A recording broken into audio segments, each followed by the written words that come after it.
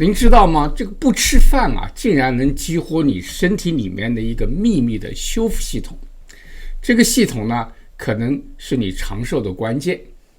大家有没有想过啊？这个进食不仅仅是为了减肥，它还能让你的细胞进行深层次的自我修复，甚至呢逆转一些重大疾病的过程。今天呢，就要跟大家讨论您如何通过进食来利用它提高你的健康。但这还不是全部啊！你将听到一些令人惊讶的真实的故事，包括一位早老性痴呆和自身免疫性疾病的病人如何通过这个简单的饮食策略成功的减轻症状。这可能会改变你对进食的看法。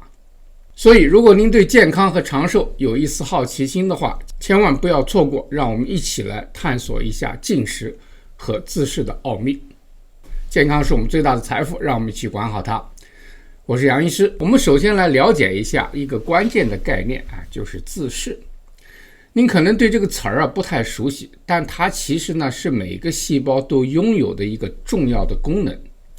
顾名思义这个自噬就是自我吞噬的意思，听起来呢有点可怕，但是呢实际上呢它是一个非常有益于健康的一个过程。自噬其实是细胞的一个自我清洁的过程。当我们的细胞内部出现损伤的蛋白质废弃的细胞器或者其他不再需要的物质的时候呢，细胞会自动启动这个自噬的机制，把这些垃圾呢进行分解回收，还利用一些有用的部分来产生能量和修复细胞。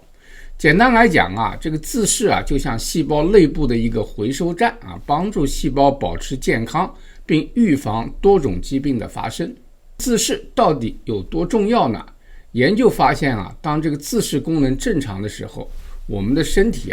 可以更好的抵抗疾病，甚至呢延缓衰老。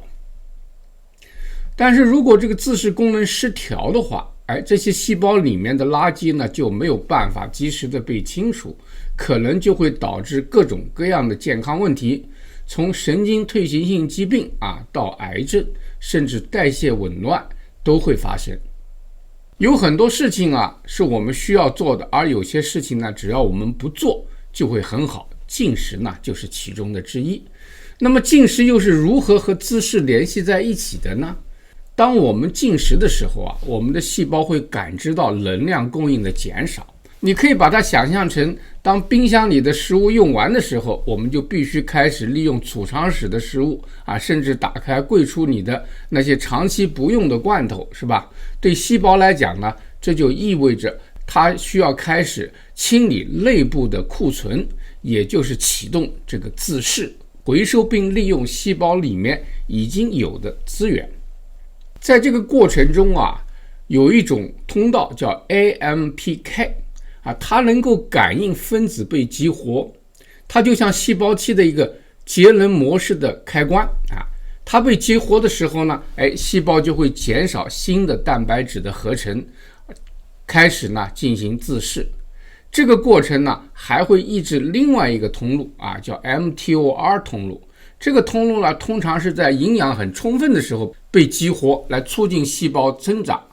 它能够抑制这个自噬的过程。所以呢，当我们进食的时候细胞会自动进入这种自我修复模式。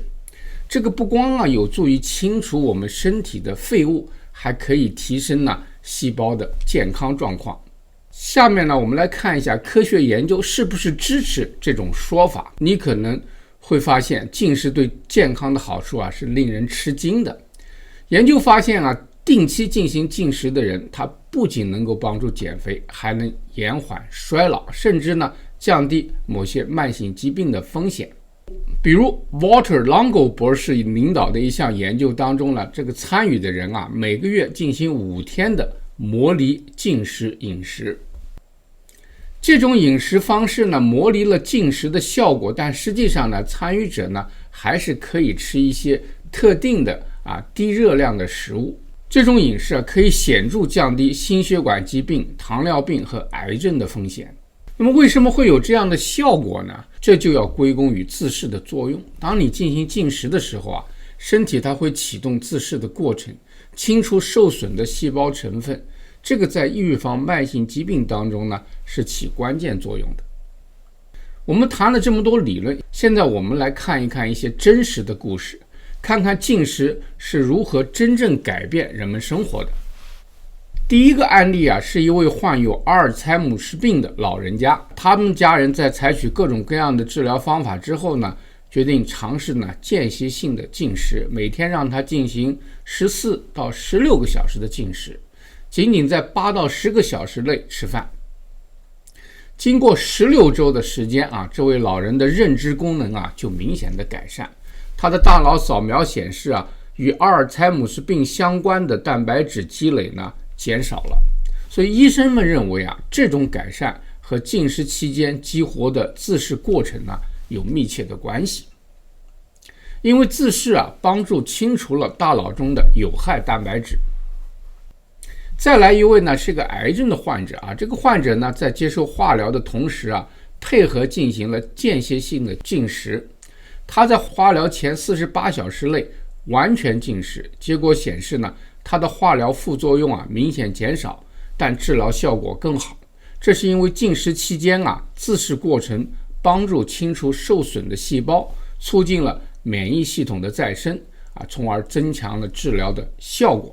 当然了，有些癌症患者啊非常的消瘦啊，或者完全不能吃东西，所以呢，你可能不适合做这样的进食。还有一个案例呢，是个中年女性，她有慢性自身免疫性疾病，叫做红斑狼疮。她在进行间歇性进食之后啊，她发现呢，她的症状有明显的改善，同时呢，她对激素类的药物的依赖呢大量的减少。这就是因为自噬的过程当中啊，它会有效的清理身体中的废物，减轻炎症的反应，所以呢，这样的效果也是很明显的。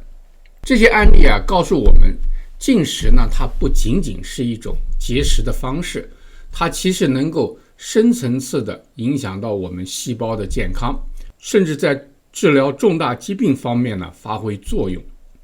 听完这些，你可能会想啊，我也来通过进食来促进自噬，但是呢，我们要提醒大家，进食呢并不适合每一个人啊，特别是有慢性疾病或者有特殊的健康需求的朋友，你在开始任何进食计划之前呢，都应该咨询您的医师或者营养师。当然，希望你的医师和营养师有这方面的知识和专长。